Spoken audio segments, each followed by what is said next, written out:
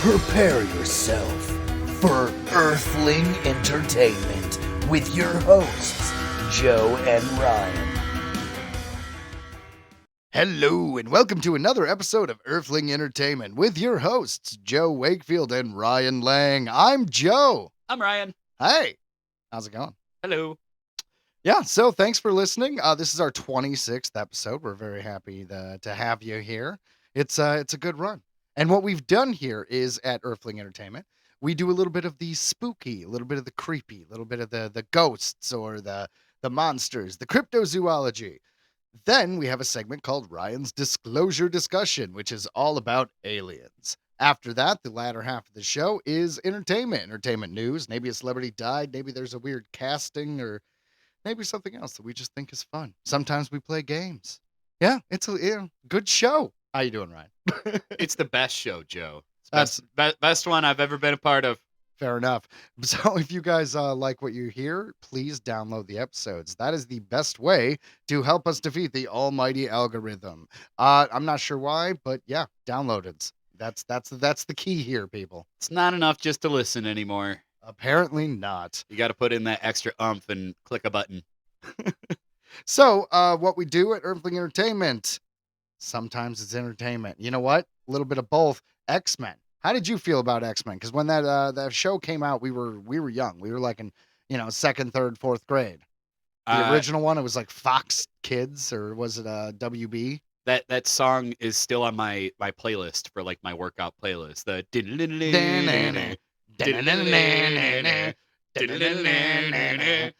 X-Men's fucking cool job.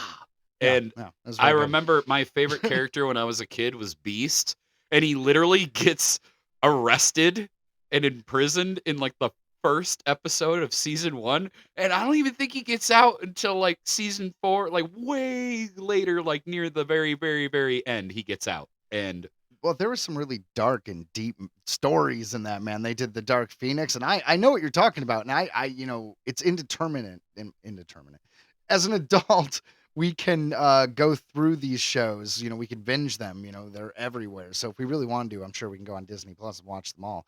But I'm just going by pure memory. I know what you're saying. Like the timelines are all skewed, and he may have been gone the whole show. It might have only been a 3-episode arc. Who knows? They would come back to him now and again to talk, because they could obviously visit him. And I think it was just like a constant like reminder that the mutants were lesser people. Here is Beast, an insanely intelligent dude, just because he looks like a monster, he's still like classy and shit, like, you know what I mean, like, and he's they refined. got him, and they've he's got refined. him. Yes, thank you, that's the word. And they've got him locked up the whole time. Like, that was like a constant reminder of how mutants were treated at this point in the timeline. That's funny. Well, you know what I don't remember about that old show is how perfectly sculpted their asses were. Now, Yes. this is a thing on the internet. All right. It is. So they showed a clip of the new X-Men 97 is what it's called. Disney Plus is basically bringing the show back right where it ended at season 5, and everything that happened previous is canonical. So this is our season 6, our rebooted show. And so in the trailer, we saw many things. They're actually sticking with the fact that Charles Xavier passed away at the last episode of the original series. And apparently he left Magneto in charge. Well, Cyclops is in charge of the X-Men, but Magneto, I guess, is running the school, apparently. So that'll be fun. And I guess Mr. Sinister is going to be the main villain. But the reason why I bring all this up is because they were showing clips, and apparently Rogue has like no butt. And then they showed an image of the old show of a very well sculpted butt. It has become a very popular meme, right? where it's like, remember what they've taken from us. But here's the thing. Is that real? Like, let's watch some of I the don't old know. show and actually see, because it would be so easy just to put a picture out there and just be like, we made her butt look amazing. I think I always remember like thinking Rogue was like the hottest woman ever in anything ever when I was a kid. Yeah, but that was a Southern accent. I was like, what up? Sugar. How you doing, sugar? Oh my God. If anybody, I was God. like, holy shit. All right. But Call me sugar. I'll be your sugar. But that being said, they did the same thing when Space Jam 2 came out. Now, granted, Space Jam 2 is terrible, but they were showing all these images of Lola Bunny and how she's no longer sexy in the new one. And it was funny because remember, all yeah. the images they were sharing were actually like a sexed up hentai version. Like they weren't actually from the movie. Like no one took clips from the actual film. I mean, They just did that weird pervy she like was pretty bad. Dude, she's pretty bad in that original film. Like, when I was a kid, I think that was like the close. I think that's the closest I ever got to thinking being a furry? to like thinking, like a furry, like a cartoon was hot or something. hey man, like, I don't want to kink shame, but that is a thing. There are people who love cartoons. And I want to say one more thing, just because you brought up Space Jam 2, like, I didn't even bother seeing it, but I'm also not going to talk crap on it because, like, that's not meant for me. Like, the first one was meant for us. You know what I mean? Like, this is meant for a younger generation, like a new generation.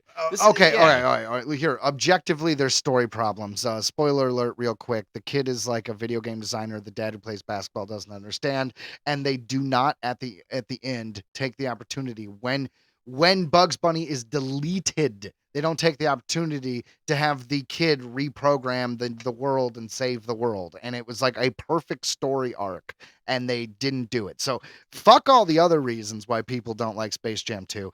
I don't like them because they ignored a beautiful and perfect, well sculpted and rounded ending that I have to assume an original screenwriter put in there, and then because of fucking notes and all this other bullshit, people fucking kept changing it, and then everybody else, and then now it became a fucking hodgepodge, and it was just like, hey, what's up? It's a cameo. Even Rick and Morty was in it. Even fucking Randy from South Park was in it. It was fucking amazing if you just want to say hi to all your friends, but they ruined a perfectly well-sculpted story.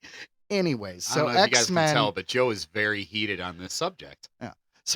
So X-Men, apparently, we're taking away the sculpted butts. Yes, and evidently. If that's true, I have an issue with it, but I don't feel like it's actually true. I feel like people just need to bitch about Disney or something. They have to complain about something, Ryan. I got to agree with Bill Burr. It's like, like maybe like 5 people like are complaining, and it's like the dumbest people are the loudest. I no longer want to fuck that cartoon, and that makes me angry, Ryan. I can understand. All right, guys. So let's get into our first topic. Spooky stuff. The legend of the Michigan DogMan. That's what we're doing. It's the DogMan. Woof woof dog. This comes to us from mysteriousmichigan.com. Mysteriousmichigan.com doing the show out. All right, I'm done. I won't interrupt you. Continue. Steve Cook was a Traverse City radio DJ and wrote a song based on accounts he had heard about a strange creature known as Dogman. Dogman. I am Dogman. He thought it would be a great April Fool's prank and let the song debut on April 1st, 1987. What followed was not what he anticipated. Listeners called into the station with their actual reports and sightings of what has come to be known as the Michigan DogMan. I'm serious. I saw that thing, man. It was in my trash can. It was just jumping around. It was horrible. It tried sniffing my butt. It wasn't just an April Fool's joke to them. These people had actually seen the creature. Right? I mean, they're like, okay, holy shit, he's talking about the Dogman. Now, can you imagine that, though? You just, like, made stuff up. They're like, there's a ghost and then third tombstone to the right. And then someone hits up and they're like, I fucking know. You met Carl?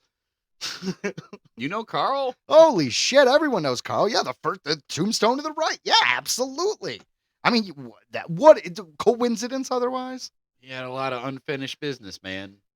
Welcome to Detroit. Ain't it the truth? Yeah, strange thing. The unfinished business is he just wanted a stop sign on First and Newman. That's it. Bureaucracy, dude. He's been fucking dead for fucking 10 years because we can't get a damn stop sign up. I guess we'll just have to put another teddy bear at the side of the road. Those damn kids just drive too fast. Yeah, a few more flowers. Looks good.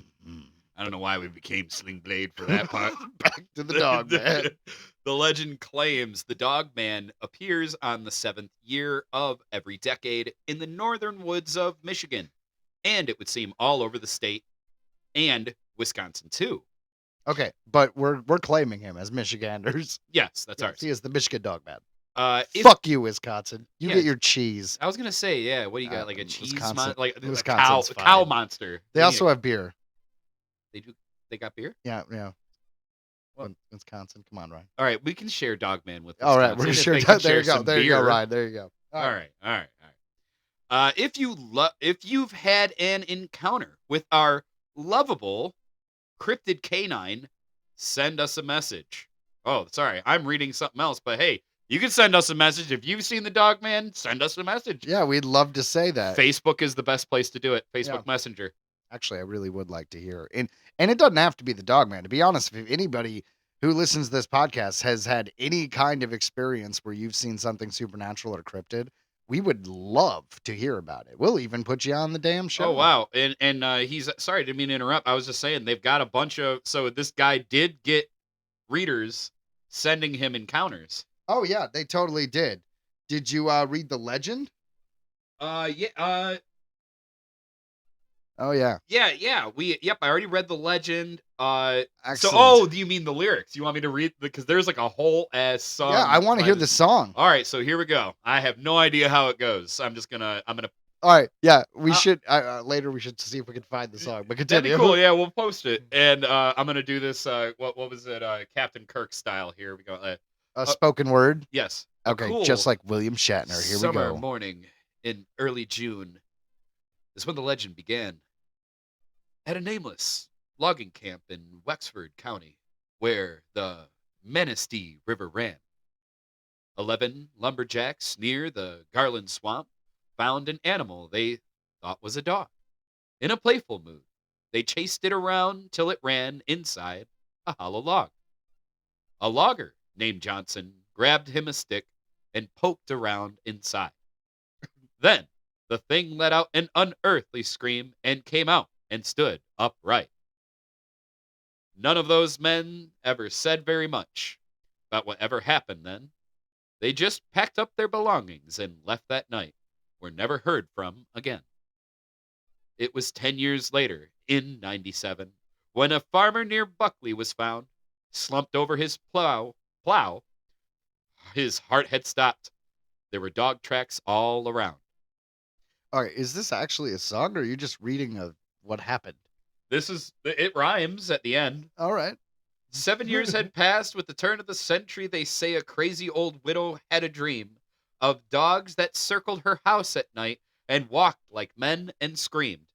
In 1917, a sheriff who was out walking found a driverless wagon and tracks in the dust. Like wolves had been a stalking near the roadside, a 4-horse team lay dead with their eyes open wide. Right, this is very run-on sentence. All right, yeah, but let's just say though. So there's a tractor, and then the guy was gone. Well, that could just be anything. That could be aliens. Why is it a dog person? Is there a blood trail? Did you hear howling?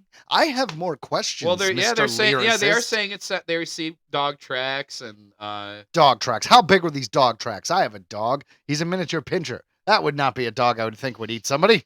I'm pretty sure they were bigger, probably a little bigger. It says You here, suspect. You're not asking. You're just not asking questions, Ryan. I mean, you're right. I'm not. This is. Do you want me to keep reading the I song? do. Keep reading. Go. In 37, a schooner captain said several crew members had reported a pack of wild dogs roaming Bowers Harbor. His story was never reported. In 57, a man of the cloth found claw marks on an old church door. The newspaper said they'd been made by a dog. He'd had stood 7'4". He had stood 7'4". In 67, a van load of hippies told a park ranger named Quinlan they'd been This all seems- awakened in the hold on. night. This is all very specific information, and this guy claims to have just like, oh, I just wrote this song. I wrote this song with these detailed characters and each different reports. You got to hear how he rhymed it. They'd been awakened in the night by a scratch at the window. There was a dogman looking in and grinning. Looking in and grinning. Oh, because Quinlan grinning. Quinlan and grinning. That's how he. It's okay. I think this is the last verse. Here we go. Fucking song about a wolf man. In 77, there were screams in the night near the village of Bel Air. Could have been a bobcat, could have been the wind. Nobody looked up there. So you should have done the whole thing like that. Then in the summer of 87, near Luther, it happened again. At a cabin in the woods, it looked like maybe someone had tried to break in. Holy shit! There were cuts around the doors that could only be made by the very sharp teeth and claws. He didn't wear shoes 'cause he didn't have feet. He walked on just two paws. He only had sticks. They were fucking the pirates too. So far this year, no stories have appeared. Have the dogmen gone away? Have they disappeared? Soon enough, I guess we'll know, 'cause there's time to fear. For another 10 years has come around. The 7th year is here. And somewhere in the Northwoods darkness, a creature walks upright. And the best advice you may ever get is never go out at night. Dogman! That was, yes. I know you. Yeah. Yeah. Two random bits. Oh, let's hit this one. Dogman. I like it. All right, so now apparently what you said is the DJ, or after playing that song, got actual reports from other people in Michigan about this Dogman. So let's see. This is the first one. I'm just going to go right off. I haven't read it. A friend of mine was driving to 7-Eleven late at night when a strange hunchback, large mangy creature ran across the road. The road is called Hospital Road in Waterford. You know, it's strange. There's actually not a hospital even near it. Yeah, it's a very dangerous road to get killed on. Sounds like it. I don't know if that. All right. Sorry. There should have been a hospital if it's Hospital fucking Road. That's my point. Continue. Holiday. I don't know why I did that. The creature ran into the woods, and we couldn't see it when we stopped. This was no normal dog. If it was a coyote, then it's the biggest coyote I've ever seen. No, this was much bigger with a huge head and looked like it had just crawled out of the deepest pits of hell. That's a fun description. I like that. All right. You know what's the question, though, is Dogman, right? They keep saying Dogman. So are we talking about a werewolf, or are we talking about like an anthropomorphic dog?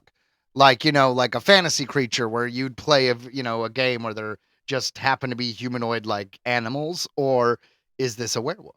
It said, well, there was rules, right? It like came out like every 7 years. Well, the fact that it's called Dogman makes me think Wolfman, and in my recollection, the Wolfman was very much more human-like. Like he stood on 2 feet, and he basically he was a dude that just happened to have paws and a wolf head. Yeah, but they're talking like a dog. Like the way they're talking, it's moving like a dog. So I'm thinking it's not, a guy who has that disease where you grow hair everywhere. Which, by the way, I will post it. On our Facebook, I have a picture where I actually met the real life Wolfman from Ripley's Believe It or Not. Yeah. I was just about to say, I don't know if many people remember Ripley's Believe It or Not. That show is the shit. It was. It's been around for 100 years in different forms. Like it was actually a sideshow. Like the guy Ripley. Yeah. Actually, yeah. And then I like the Dean Cain version though. That was when we were kids, where he hosted.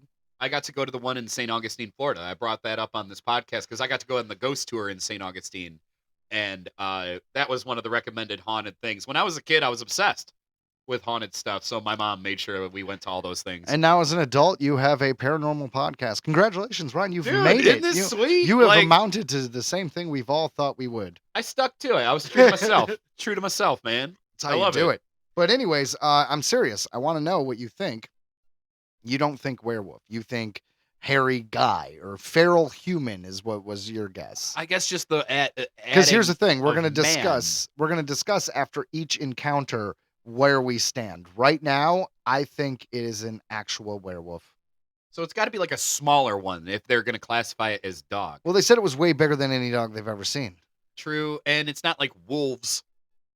are a thing here in Michigan yet. Well, I mean, yet. no, they were. Oh, and they will be again.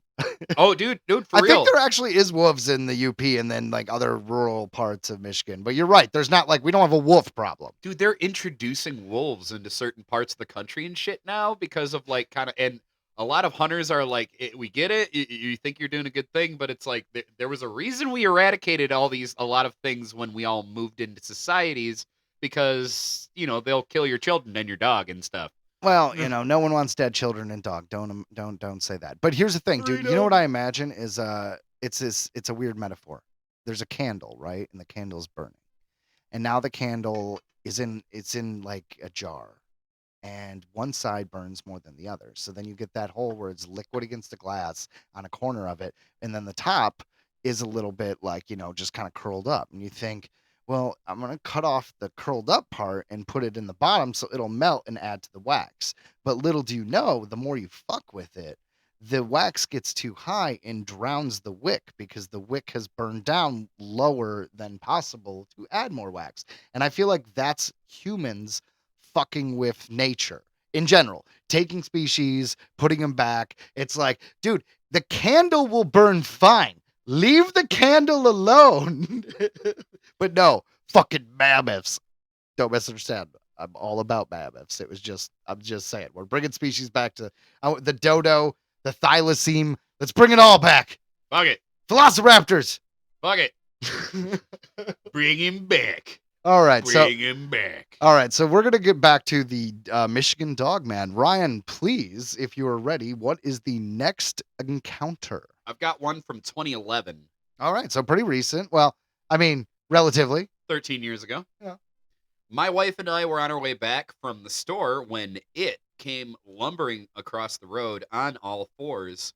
It was A fucking scary cloud. It was 3 times the size of our old 140-pound German Shepherd. Okay, well, that gives you an idea of the size. After it cleared the roadway, it stood. There you go. Stood.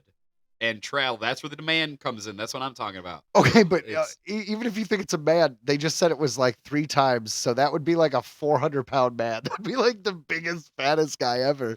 Like, is it just an overweight, like 7-foot tall dude? Pardon me. I just trying to get some Taco Bell. Just coming through. I haven't shaved in a while. Maybe it's an escaped Bigfoot. I don't know. I feel like if you saw Bigfoot, you wouldn't mistake it for a wolf. So I'm going back to werewolf. Hungry. All right, go. I'm really hungry. He's very. What was that? It was a big fish. The giant was just like, I didn't mean to eat their livestock. I get so hungry. I mean, yeah, you would. Your metabolism would be crazy. The Nephilim, they existed. They were a thing. Are you referring to the half angel, half man spawn that were giants in like before recorded history? Yes. That's like some theology shit. Yes. Oh, well, good call. But perhaps we'll have to talk about it someday. Yeah, we can talk about the Nephilim. In any case, back to this encounter. You didn't even finish it. The creature had an oily smell to it. The sheriff was called out, and I was instructed to shoot it on sight as if it was a feral animal. To be fair, that guy tells you to shoot everything. Right, like you call it, just shoot him. Be like, we have a domestic abuse. Shoot him. Shoot him. All right. There's a party. It's too loud. Shoot him. Occasionally, I've seen big cats in the area out bow hunting, and this was definitely not a cougar. I don't bow hunt anymore without packing a pistol. Fair enough. That sounds very American. I didn't have 1 weapon. I need 2. I also got 6 knives strapped to my leg and a grenade up my ass. I'd be a little spooked. You see a dog man. It's like, man, that's a dog man. If I saw that is not a man or a dog. If I saw a dog man, I'd get out of the fucking woods. I don't need to hunt. Go to the Kroger or Ralph's, whatever. Are you seeing what I'm seeing? That's a dog man. He's all furry and stuff. Dude. Yeah, no, I would be packing a pistol going out bow hunting too if I saw a dog man. I'd be frightened. I mean, maybe this guy's got something on all of us and he's saving. Because like the last time I went to the grocery store, and I go to Aldi's. I go to like the inexpensive grocery store and I spend $400 So Ah. maybe this guy with his bow, he's like, dude, squirrels and raccoons, and I save money. He just walked right out of the line at Kroger. Like, If you you want what? How much?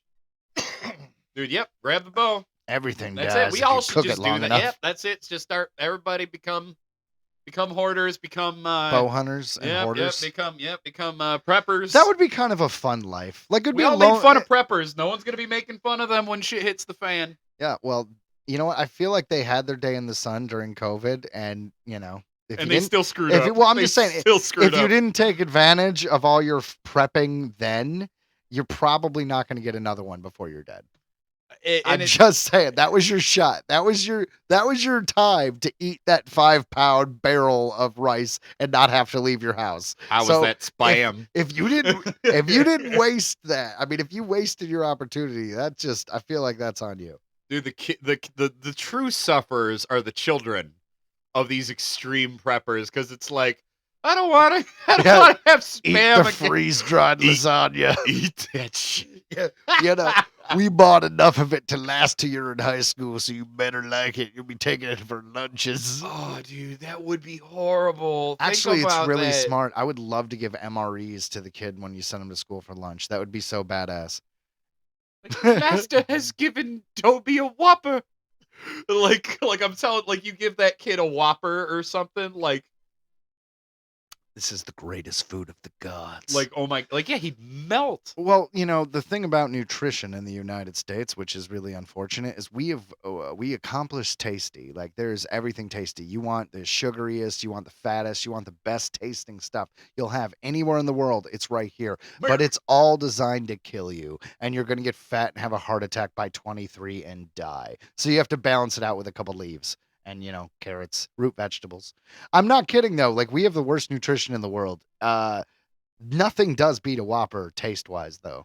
There's something about it.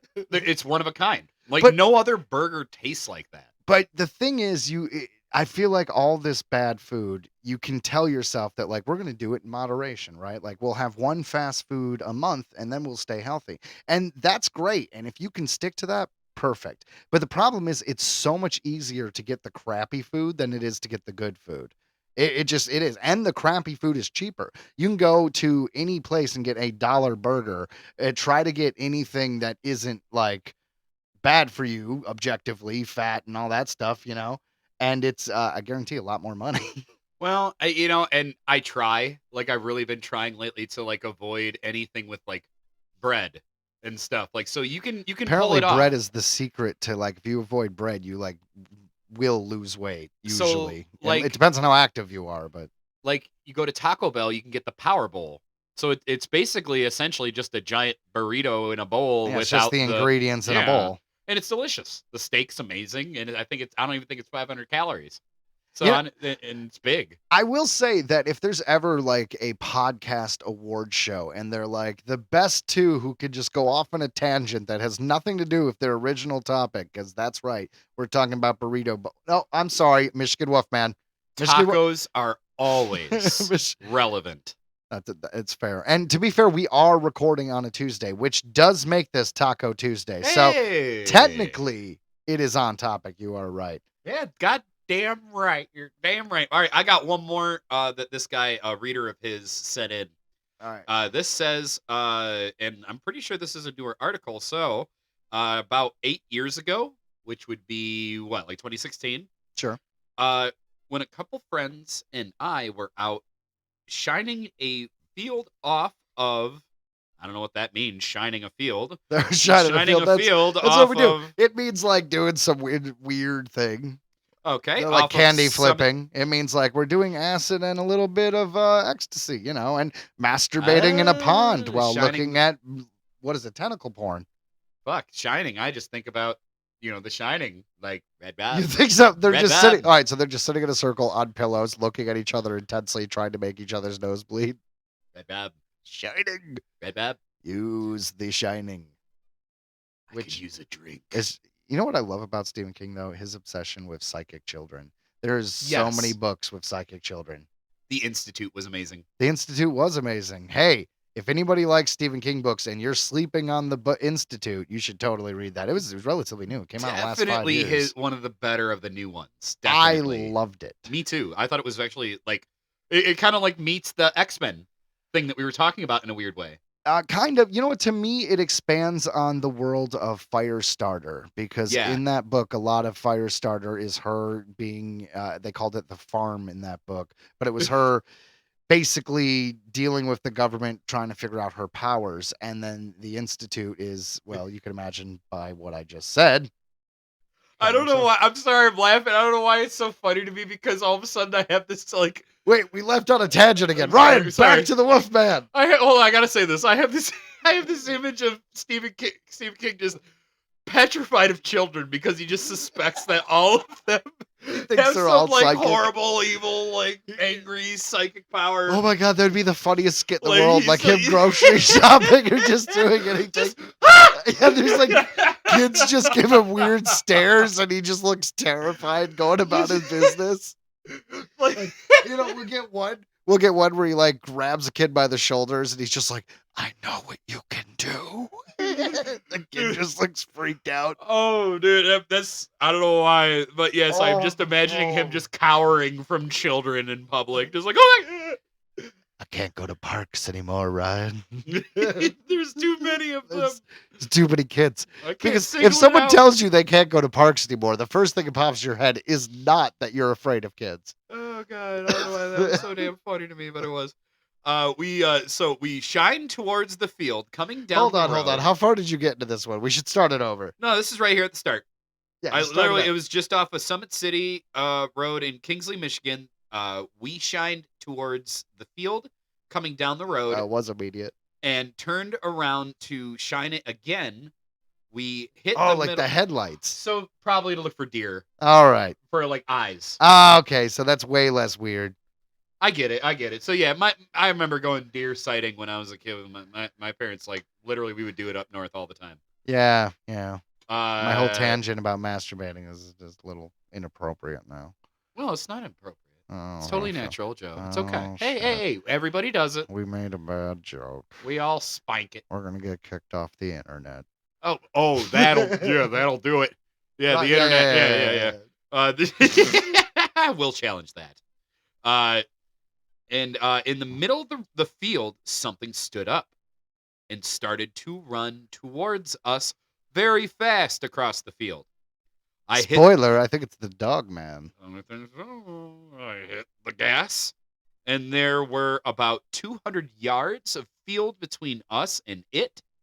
It stood up and started to run toward us.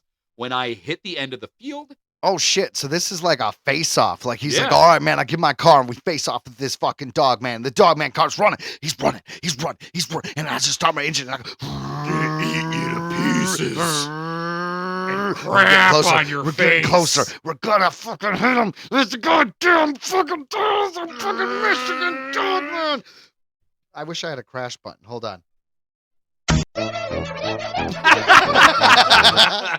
That was not a crash. Oh, that was Happy Tree Friends. All right. Continue though. There's a face-off. All right. So I hit the end of the field.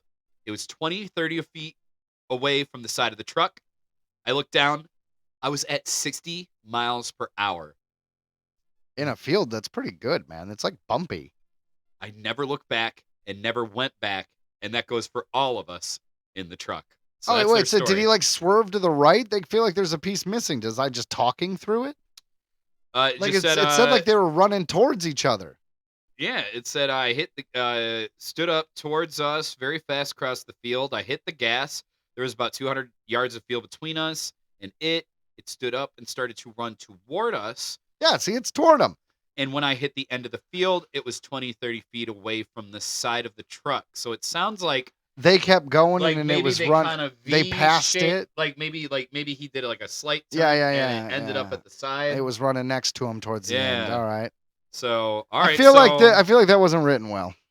No, it wasn't. But hey, these are just Stupid eyewitness account. Yeah, I was This gonna is say, why these we aren't don't journalists. discover exactly, but this is why we don't discover anything. This is why, because the people telling the story of what happened can't tell a goddamn story, Ryan. I don't know if you know this, Joe, but the amount of stupid as of late has been in abundance.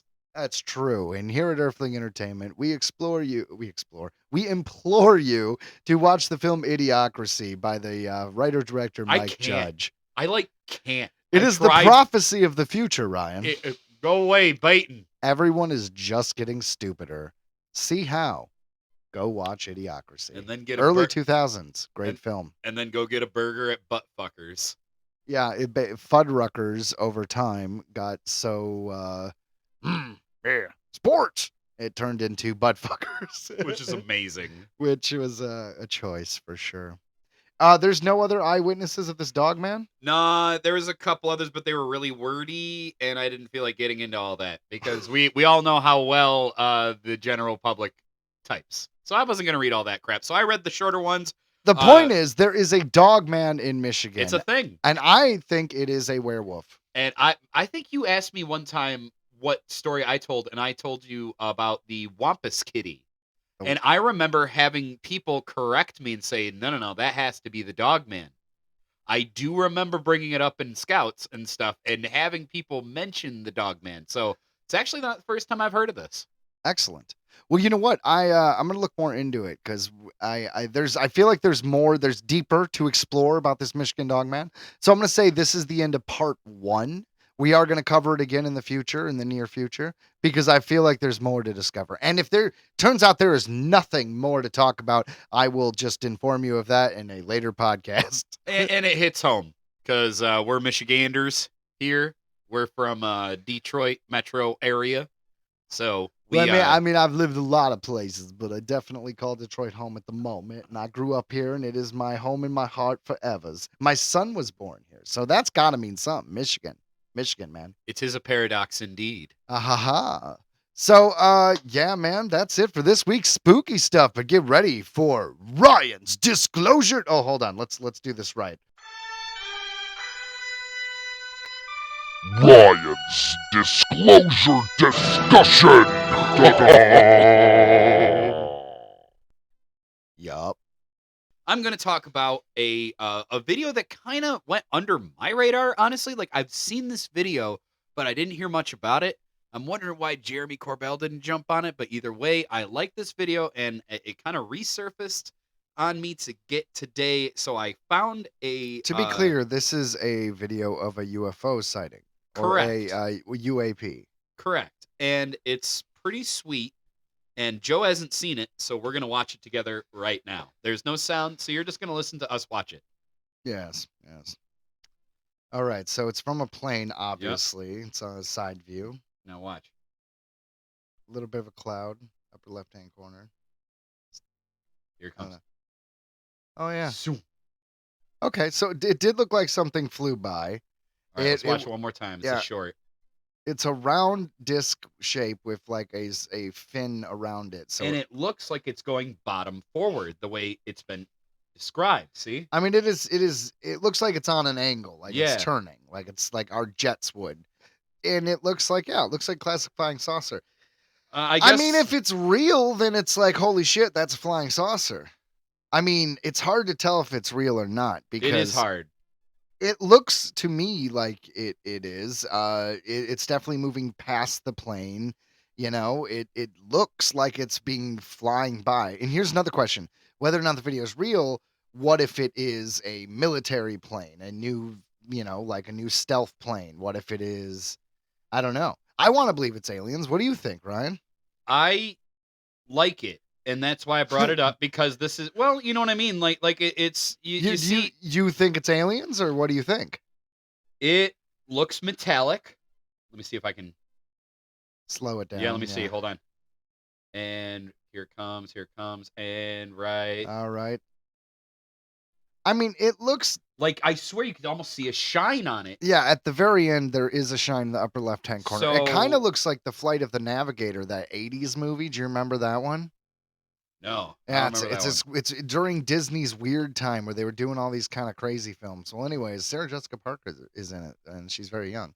But it's this kid, and he, is going about his business. You're like, what is this movie? And then next thing you know, he gets dropped off, and it's like he wakes up, and he's just in the forest, and like everything's a little different, and it's been like 10 years in the future, and his parents moved, and then he time traveled somehow, and you find out he was abducted by aliens, and it's a great film. But yeah, that thing looks like that to me. But I don't know. And Well, there is an article. The reason why we're not going to just speculate on this video, there is an article to accompany this video, which is why we're talking Right. about it this week. So this was published last year, April 20th. When apparently this video first came out. No, I think it had been out for a minute. I don't know. Let's see. The pilot of a small plane has been credited with capturing what's been described as the, quote, best UFO footage ever. After the clip went viral online, it would happen on a small plane, wouldn't it? Not a. It would happen on a small plane, wouldn't it? Yeah, I think this journalist is a little bit she's wordy. It would happen on a small plane, wouldn't it? Not on a big commercial jet with hundreds of hungry, bored witnesses staring out of the window, phones at the ready, just wishing for something as exciting as a UFO to distract them from the fact that the snack trolley is still way down the other end of the aisle. Yeah, Oh, she seems she's kind of cheeky. bitchy. She's Yeah, yeah. cheeky. She's basically saying, okay, there's one witness. Yep. So here's another cheeky line. And she's not going to be Just pro this another alien. perk of being rich, I guess. Oh, Not wow. only do you get to skip the hassle of queuing at the gate and fighting with other customers over the space in the overhead bin, but you also get the best view of aliens. What? She's pissed off because he actually saw an alien because this guy's rich and has his own plane? She's bitter. That's a weird take. Yeah. All right. The person who caught this particular view is believed to be George A. Artiga, a pilot who spotted the site while flying over Colombia. Oh. Well, that explains everything, man. Everybody knows Colombians have UFOs. They do. They really do. It's a lesser known racial stereotype that Colombians all have UFOs. There's like everyone in their backyard. All right. Artiga managed to capture the scene on camera, an impressive feat, while also flying a plane, showing the propeller. Yeah, this person sounds a bit of a naysayer. Showing the propeller of the small plane and a strange dark object flying toward the camera. As it got closer, the object became clearer and appeared to be light in color, pointy at the front and round in the back. Ooh, now she's commenting on its body. What a bitch. I know. How are you going to fat shame You don't UFO? do that.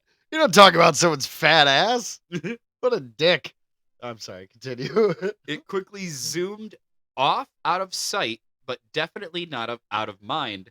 Artiga spoke out about the clip after it was shared online with Mexican ufologist Jamie Musan, confirming the video's authenticity. It's kind of a dope name. I am Jamie Mosan. I think that's the guy that did the alien bodies thing recently. I just hope he gets laid with that name, is all I'm saying. I am Jamie Boston. Musan. Boston. My name is Musan. I come to destroy your bits.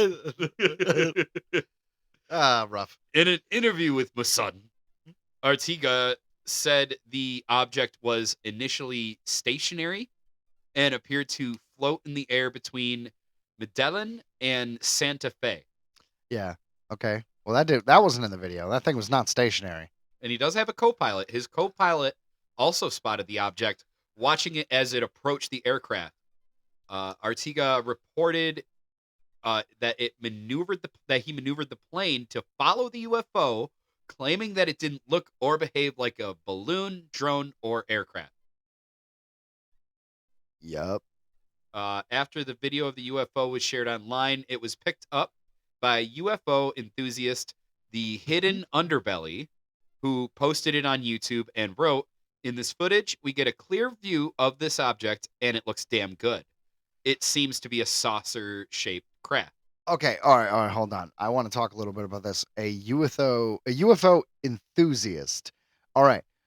So if we talk about something and something happened where they were recording it, would we be called UFO enthusiasts? I'd say Or so. Do we get the title of podcasters, or do you have to have like a billion subscribers to get that title? Would we, if it was Ancient Aliens, we would, because that's just theorist. Anyone could be a theorist. It doesn't say Dr. Lang.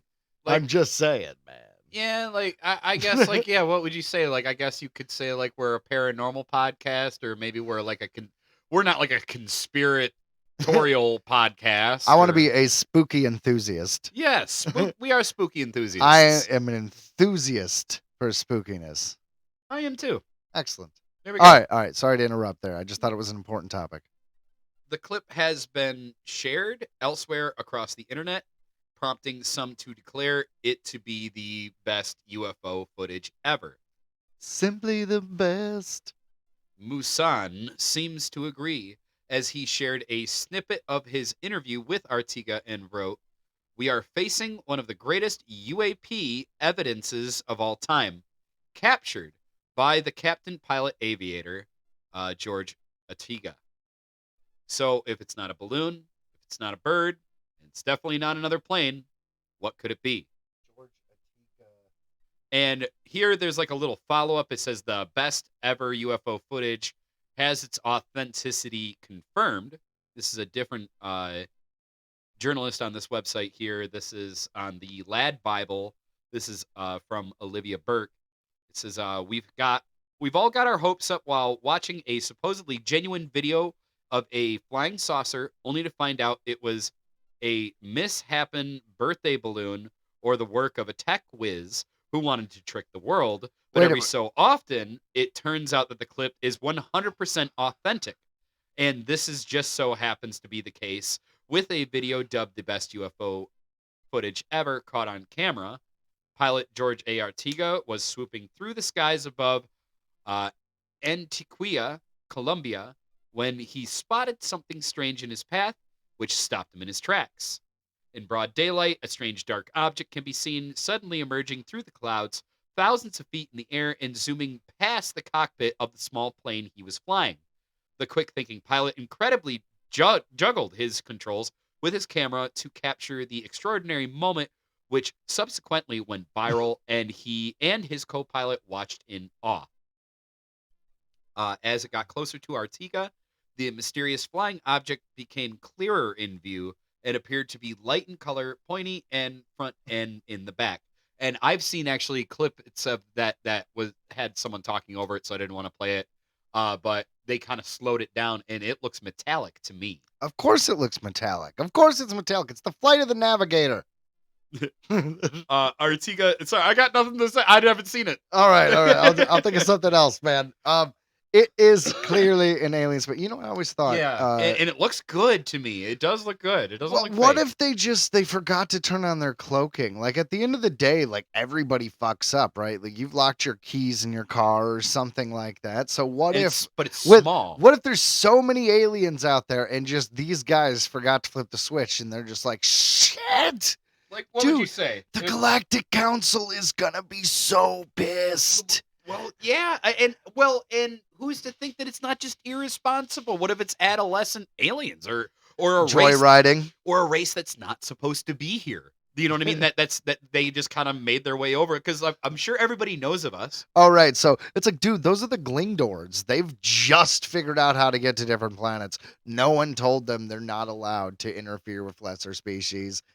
Fucking Glingdors. Or it's a probe that from a species that's ancient and probably even dead, for all we know. Like they sent out these autonomous probes out to, Yeah, to like survey as a science thing. yeah, These are all good theories, but do you agree that we live in a universe where it is so big and vast and every possibility that would ever exist does exist somewhere out there? Do you think that's true, Ryan? I don't know. I can't go full Star Trek on that one, because like in Star Trek, one thing I found funny about the original Star Trek was like they would go to like distant worlds, and they always just assume that everybody went through the same shit we did. So they'd be like, "Oh, in this one they're still in the West," or in this one, like, you know what I mean? Like, Okay, like, but they're that's just because gangsters. They were on a gangster planet. That's because they had to make the show affordable, and that's the sets that the studio had already, man. I just always found that to be funny. I will say though, Star Trek: The Next Generation was pretty good at that because they just came up with a fake reason. They're like, it's a holodeck. Anytime we want to do shit, we'll go to the holodeck. Don't worry about it. I'm only OG. I can't even comment. I've never seen like anything else other than the original series and the movies. I think it was, I don't know if it was Star Trek First Contact or Star Trek Insurrection, which would have been like 7 or 8. But the point is, they started one of those films on like a naval ship. And they actually had a ship out there and they were all on there and they were like in the ocean because it's before CGI.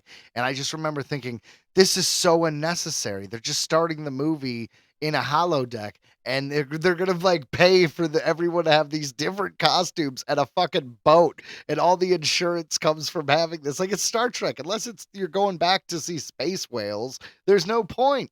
It's just so silly because it was just a sign of just like, we're gonna spend a lot of money for no reason. So Yo ho. this lady, sorry, back to our story at hand. This lady is confirming that she says it is a valid real life UFO. And we are, I don't know. A UFO just means it's unidentified. So yeah, I guess I'll agree with that. Yeah. So Chica But anyways, no, hold on. I have to jump back. Ryan, do you believe that we are in a universe where everything is fucking possible and like everything that could ever exist exists somewhere? You said no, but I wanted you to say yes. So now I'll say literally everything exists in space. thank you. So that's what I wanted to say, which means the probe is the Flight of the Navigator. How did I know that was coming? Watch the Flight of the Navigator, Ryan. I apparently need to. I'm gonna make you watch it. You know what's funny? I'm Who gonna stars in that? dude, no one really. I like this. Wow, I'm intrigued. It's an old movie. It's pretty good. It's you know what I think's funny though? You're selling this. It was there's a puppet and he's adorable and he's an alien and he dances, and the AI that controls the ship is voiced by Pee Wee Herman. All right, now I'm back. I'm selling you a little bit. Now I'm back. I mean, yeah, why didn't you say Pee Wee right off the bat? Because it depending on the person, it's not always a selling point. Oh man, didn't he die?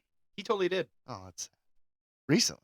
Yeah, very. Like, I want to say it was like a year or two ago. Ugh. At least he did one last movie. He did one last movie on Netflix. And it was actually pretty good. Pee Wee's Holiday or something. It was actually pretty. It was entertaining. It was an entertaining watch. Hey, everyone gets to do it. You know what else is like Bill and Ted when they finally made a third one in 2020 that took place 30 years later. I support it. I think every film that wants to do that should. You know what another film that did this and most people don't realize? The Odd Couple.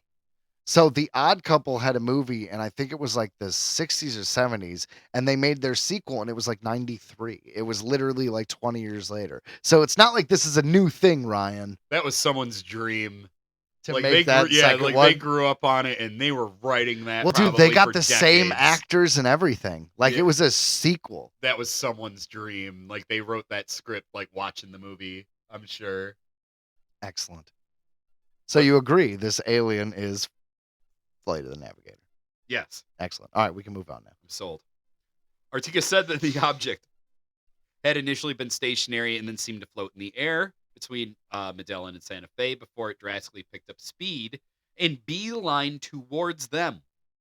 His co-pilot also spotted the object and kept an eye on it as it approached their aircraft. Artika reportedly maneuvered the plane to follow the UFO, claiming that it didn't look or behave like a balloon, drone, or plane, although he didn't manage to track it down. It's not easy to just like turn around and follow something on a plane. It's not like a video game. Yeah. After starting to hunt the flying object, the dad, he's called the dad is said to have grown alarmed when it started moving towards them. And that's when the writer started fucking this person. They was just like, now I'm going to call you daddy. Yep, and he abandoned the search in fear. He reckons, here's a nice still. I mean, it looks exactly like what you'd expect a UFO to look like, which is why it's suspect. You know what I mean? It looks like on its side, it looks kind of like a silver lemon. You know what I mean? You could tell it's round. You could tell it's like a disc, and it comes out like a lemon is a good description of like maybe the more rounder aspects of the shape. But it's like how Bob Lazar always described that it would lift up and it would go bottom first. Like it would actually go with its like bottom going forward. Like they kind of tilt up. So he reckons that it would have been too cold and too turbulent for it to be a balloon. As He reckons.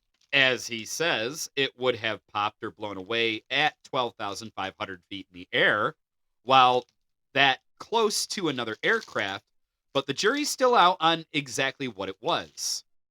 Luckily for the pilot, ufologist Jamie Moussan, who famously, yep, I was right, famously unveiled the 2 alien corpses in Mexico last year. That weird mummy thing? And unfortunately, Has that been debunked? I was about to say, didn't that kind of get debunked and swept under the rug?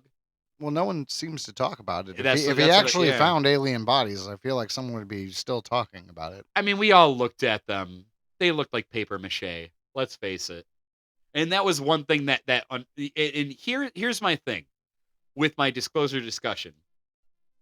These are things that are coming out as disclosure. So I'm going to talk about them all, even if I'm like going through it and even I'm going, well, unfortunately, it has a guy, and I believe this. I don't know if he's been ousted for this one, but I know he has been ousted before. This guy who did the 2 alien bodies, he has been it's all ousted for suspect. fraud before. Yeah, it's all suspect. I forget what it was that he did, but it was something, and I know that for a fact. So because I did my research, I forget what it was, but I know that he did something shady. So he's been known to try to fool people before, and now he's backing this. So unfortunately, that doesn't help me on validity here. But this is still a story that has come out. People are swearing by it. It went viral. Let's talk about it. Like that's all. I just want to put it out there that here's some evidence. Who the F knows? Right? But they're like, who's backing you up here? Oh, it's Jim the liar. Oh, Jim the liar? Yeah, Jim, the liar. Well, and it's like, so how does this guy keep getting to the forefront? I don't know. But anyways, let me continue. The pair sat down for an interview to discuss the bizarre sighting, and the so-called alien expert insisted the footage taken by Ortega was legit. Sharing a snippet of their chat on a post on X, Moussan captioned the clip, "We are facing one of the greatest UAP evidences of all time, captured by the captain, pilot, aviator, George Ortega." He also thanked retired pilot Lieutenant Ryan Graves for analyzing and validating the clip alongside him. So apparently Lieutenant Ryan Graves was a huge deal here, which brought them both to the conclusion that this was a UAP anomalous object. Wow. No, I get it. Hey, Ryan, though, you have a video. It's of a UFO. Whatever you name it when you upload it is going to be what it's called. It's the chandelier. It's the squid. It's the this. It's the that. He's so, like, real the quick. best UFO video ever. Yeah, as I'm saying, what do you name your UFO video? You're about to release it. Seriously. I would probably call it, I seriously took this with my phone. All right, fair enough. I think I would do mine just be like, holy fuck, this is real, guys. There's a real fucking UFO. Holy fuck. You want to know why? But I think because even though they'd have to bleep it out, you would click on that. Like if there's a video and you're downloading UFO videos and that one's, this video is labeled, holy fuck, it's a real fucking UFO. Fuck. Well, fuck. Well, maybe. I'm going to click on that. Well, fuck. Well, maybe, see, yeah, I'm not good at clickbaity titles. So that's why I would just say I seriously took this with my phone. Well, I don't think that I would just call it that. I seriously took this with my phone. But you didn't even put UFO in it. You know what would be great though is you name it Happy Squirrel Baby Laugh. That would get around the internet. That would probably work. Yeah. Happy Squirrel Baby Laugh. Puppy come home. No. Soldier come home. Puppy sees him for the first time. There you go. I honestly think you're onto something, Joe. See, like I said, I'm not great at doing that. I try to be honest, and the internet's not honest, Joe. It's not an honest place. The internet's not honest? It's not, Joe. Oh my God. I've been misled. The world is, I'm not going to say whether or not I believe the world is flat. I'm going to leave that up to a mystery. What do you guys think? Do I believe? But, all right. But I mean, that's what I've got on that one. Like I said, I'm not huge on who's backing it because I honestly kind of think that guy's full of shit. But the video looks great. Yeah, it does. But that's maybe why it's suspect. Maybe, but like it doesn't give me the usual red flags that I get from a video that looks fake to me. I've seen them all. I've seen so freaking many. Well, that's kind of my point. So whether it's real or not, I don't really. It doesn't matter. It really doesn't matter. No one cares. No one. It's like that look up video or whatever. Yeah, that we like, did hello last down week. there last week. Yeah, that's why I found that very profound. That I do feel like this is something that's happening, but at the same time, who can blame the citizens right now? Everything's so hard out there. Inflation's insane. The world is insane. Everything's nuts. All right, Ryan. I'm not getting into it, but I'm saying, don't get real. Don't get real. But I will say it's also like the movie that came out on Netflix, where I think it was the same thing. It was Don't Look Up or something like that. Yeah. It was what the meteor was coming and it was gonna kill everyone, and no one even paid attention. No one gave a shit. They had the one guy who was basically supposed to be Elon Musk in it. Like they really played it into a modern thing, and I think that dropped during like 2020. Oh yeah, so it was a rough time. So for this. it was a very heavy time, and that was right before the strike. I believe that was able to sneak out. Oh yeah, well it's Netflix, and honestly, that really worked out because the whole thing with Netflix is they were at home. You don't need to go to a movie theater. So the COVID, the 2020, like I don't know. I don't have the figures in front of me, but they had to have made a bunch of money. Netflix did not lose money in 2020. Oh, no. I have to imagine. Netflix doesn't lose money. It's like even if they didn't have new content that could be made because everything was shut down, Netflix was buying foreign content. You know what I mean? It's like we have 7 seasons of this new Korean drama that, gotta be honest, that's not for me. But if it is for you, God bless you. Get Netflix. They have a bunch of it. You know? Yeah, Netflix, they get me for the classics. They have like classic movies on there, a lot of like cult classics for my gen that I enjoy. So I'll end up going there for like Forrest Gump and dumb shit like that. Like, you know what I mean? Like when I just want a dumb movie to put on, you know what I mean? Like just a comfort movie. That's what Netflix is for me. I don't watch Netflix originals. I don't watch Netflix shows. I don't. Honestly, it's more for my kids. There are some really good Netflix originals. There's Disenchantment, which is the same people who made Simpsons and Futurama. I was gonna say you've shown me a bit of that. Yeah, and yeah, that was 5 seasons. It has a beginning, middle, and end. It was not canceled before it's over. It completes its story. And unlike those other ones, which kind of are episodic, this is more of a long-term narrative. The only excuse I got is just my time. I just never feel like I don't have the time. Like it feels like another thing I've got to like.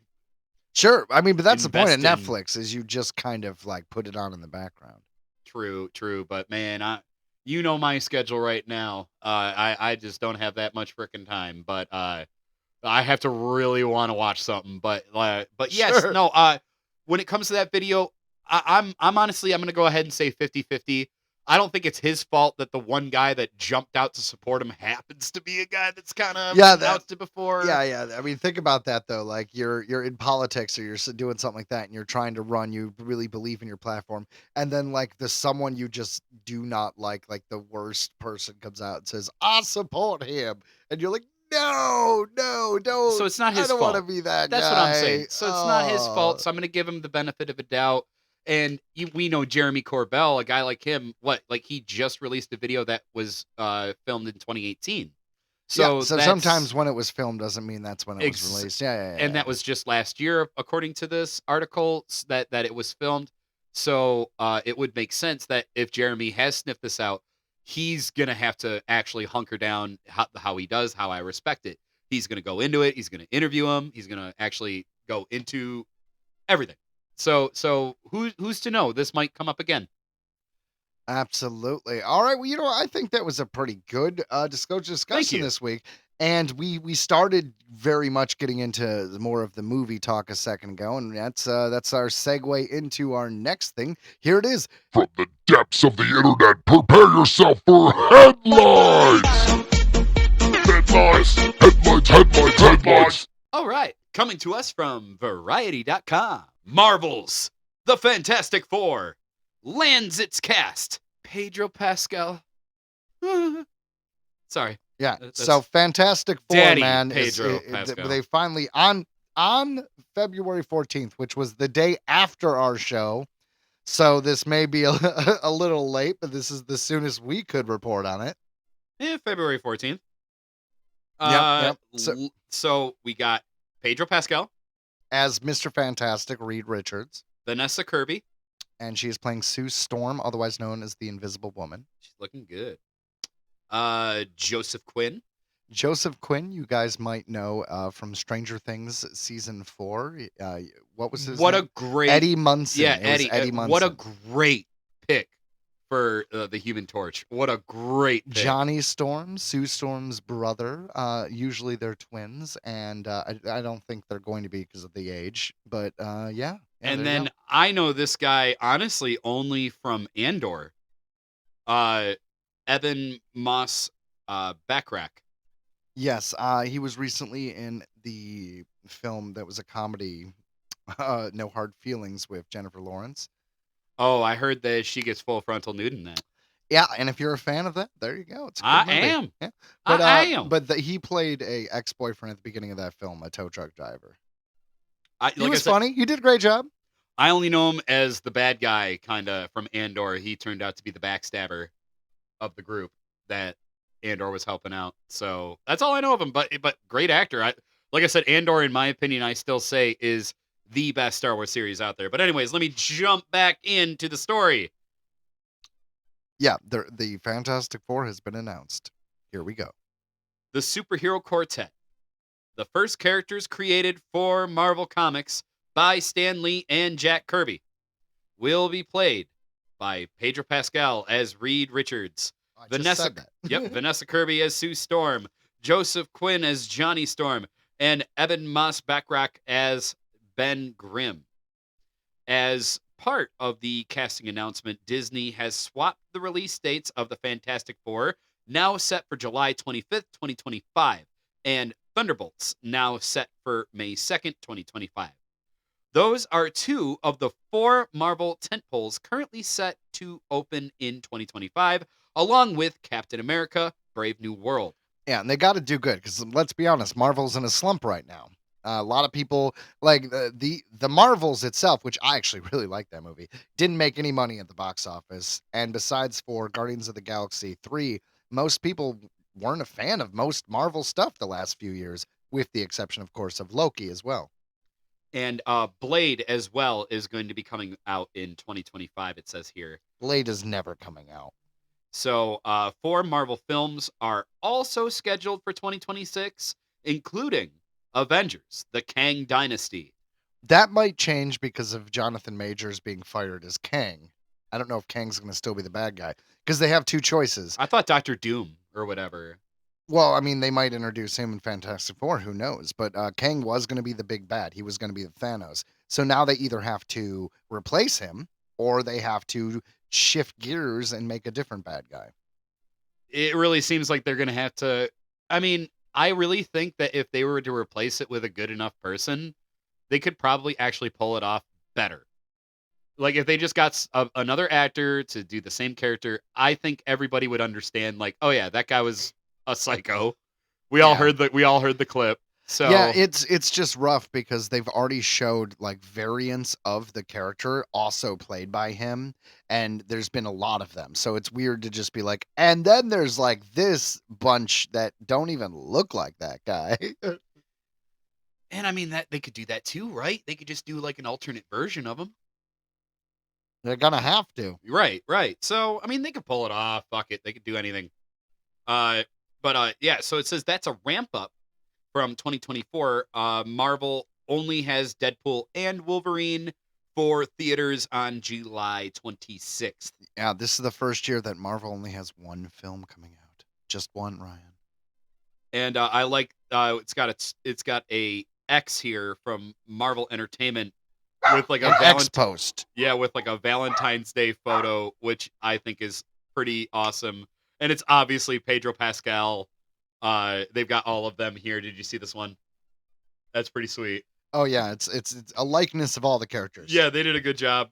Thing looks awesome. I love Thing. It's just it feels like it's just the the technology was never there to really do it just right, which is crazy because Well, they it's did been- Hulk. It's going to be 20 years since the first one, dude. In the first one, the first Fantastic Four that came out, not talking about the 1994. Ooh, that's interesting. So 1994, Roger Corman, the film that never came out, Fantastic Four. 2005, the reboot of Fantastic Four, but people consider it the first Fantastic Four because that first one actually never came out. Then 2015, Fantastic Four. That reboot didn't work out. It had a younger cast. I never saw any of them. It was okay. And then this is going to be 2025. So it's 10 years between each one almost. Isn't that amazing? They got Pedro, they got me. So honestly, that's where I'm at. And I'm just being honest. I love Pedro's work. Yeah, he's a good actor. So it says, per usual with Marvel, story details remain scant. But in the comics, the Fantastic Four are astronauts who are remade into superheroes after they are exposed to cosmic rays in space. Cosmic radiation. Gotta watch out. We've talked about it on the podcast before, where it's kind of rained on my parade of space travel because whole time you're out there, there's no atmosphere protecting you. You're getting radiated to holy shit. Yeah, well, they, have some protection on the, the spaceships and the space suits. It's not like you're just floating around naked. Yeah, but it's still not as great as Earth's good old atmosphere. Oh, good old atmosphere. Reed gains the ability to stretch his body to astonishing lengths. Sue, Reed's girlfriend and eventual wife, can manipulate light to become invisible Yeah. and cast powerful. She's known force as the fields. Invisible Woman. So if you didn't know that, people, that's on you. I honestly didn't. Johnny, Sue's brother, can turn his body into fire, which gives him the ability to fly. Which is why he's known as the Human Torch. But interestingly enough, not the original Human Torch. The original Human Torch was like a cyborg or something like that. And it wasn't until later that he became the Human Torch. Calling it right now, there's gonna be a Metallica song that plays like when he like fires up, because his big thing was he played Master of Puppets in Stranger Things. That would be a cool little nod. Maybe you're right. Spoiler alert for the scene that he dies. But Yes, all yes. right. And then it says All right. Yes. then it says Reed's best friend is transformed into, well, a thing with giant orange boulders for a body, giving him super strength and a perpetual heavy heart about his seemingly monstrous appearance. Yeah, but that's old news. Ben Grimm's always pissed off that he's Ben Grimm. No one wants to be a big rock guy. I Matt, think he actually ends up marrying like a blind girl. Or I might have that confused with the Toxic Avenger. I was about to say like Toxic Avenger. All right. I got to get back to you on this, Rod. Continue. Matt Scheckman, WandaVision, Monarch, Legacy of Monsters, will direct Fantastic Four from a screenplay by Josh Friedman, Jeff Kaplan, and Ian Springer. Yeah, so that's the big news. So yeah, we're pretty stoked on that. And cool. So, up next. Sorry. Yeah, I've got another one right here. This is Joe just showed me the trailer for this. Basically, there is a new film, and it's in film festivals, and it's beautiful, and it's like a mockumentary. It's like a fake documentary of Bigfoot and their society and one family, and it's got Jesse Eisenberg and a bunch of other. It's like a real movie. All right, Yeah. Ryan, go ahead. Okay, so yes, like Jesse Eisenberg and Riley, oh boy, Keough are a happy Bigfoot family in Sasquatch Sunset trailer. This comes to us from Sasquatch sunset. That's so hot. Let's have a Sasquatch sunset, bro. Sunset Sasquatch, baby. Light some candles, mother trucker. Oh, getting hairy. You know what's funny? It's a real thing though. They have Sasquatch erotica. Have you heard about this? I have not. It's a weird Google, because you're going to be judged if anyone looks at your history. But that being said, it is a real thing. They have novels. You can get them on Amazon. You can Google it. It is a fucking fetish. It is a woman who wants to be like abducted and ravaged by Sasquatch. It's real, Ryan. It's a real thing. If it exists, there's porn about it. Yeah, but I don't think Sasquatch Sunset is about that. It is about this family of Sasquatches with Jesse Eisenberg. Continue, Ryan. And you do get to watch them bang. I don't know if it was them, but there is Sasquatch banging in the trailer, yes. Indeed. All right. This comes to us from the Nerdist.com.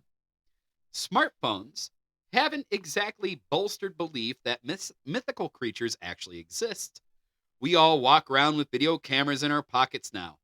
Yet we can't get any definitive evidence of a chupacabra or fairy. Same goes for North America's most infamous legend, Bigfoot. No one has videotaped the hairy man-like apes wandering in the woods. That doesn't mean you can still see footage of them, though. It's very easy. If you just Google naked Harry wandering through the woods, you will find videos. The first trailer for... Like, what? You have no comment? I got nothing. All right. Sasquatch Sunset, starring Riley Keough and Jesse Eisenberg, under a whole lot of makeup. Well, yeah, they got to look like Sasquatches. Right. Is that really part of? Do we have to say that? Apparently. Are they implying Jesse Eisenberg just naturally looks like a Sasquatch? He yes. Yeah. Yes, he does. You know, if you said you were going to put someone in the Sasquatch movie, he probably wouldn't be my first pick The last. because he's not really that big of a guy, Yeah, right? I'd be yeah. like John Cena. He'd be a good Sasquatch. But that to me screams the kind of spirit of this movie. Yeah, where totally. It's not meant to be what you think, I think. It follows a happy Bigfoot family as it tries to survive in secret. Yes, you have questions. First off, Sasquatch Sunset is a real movie, as I question. Totally real movie. Some people have already seen it. Second, that honestly is Riley Keough and Jesse Eisenberg playing fantastical beasts in a story that appears to be part absurd comedy.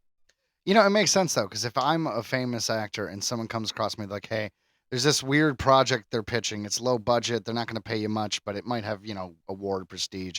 But you got to dress up like a Sasquatch and wander around the woods. It's a weird comedy. I feel like he's kind of like... I'd be like, I'm doing that. I will clear my schedule. You know what? Forget Lex Luthor. The DCEU's over. I'm going in. Sasquatch.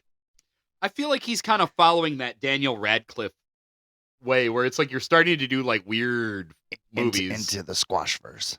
Yeah. little bit.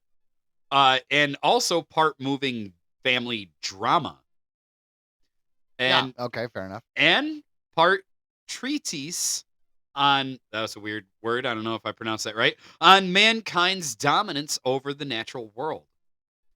That should make for a very unusual, memorable film. Yeah. I mean, I can't wait to watch it. I mean, because I like the weird artsy films. I showed Ryan the trailer earlier, and he was not impressed. It's just I'm not dogging on it, but I'm saying that it's a genre to me. It's one of these dumb films. It feels a little bit like Napoleon Dynamite, of just like the awkwardness is what's gonna make it funny. Exactly. It's gonna be dumb. They're gonna try to shock you. They're gonna and I get it, and I'm not dogging on it. There's nothing wrong with that. It's just not necessarily for you. Yeah, well, we'll see. I'd give it if you and I could sit and watch it, Joe. I'll watch it with you. Challenge accepted. There you go. So I'll watch it. All right, guys. Well, I think that's it for this week's Earthling Entertainment. Man, we're even though it was a little bit of a shorter show, we're actually running late, so we have to cut it off here. Hey, dude, no, this was a good episode. Thank you, guys. Everybody who listens, man, we can't appreciate you enough. All right, guys. Well, we'll see you next week. From everyone here at Earthling Entertainment, see ya. See ya.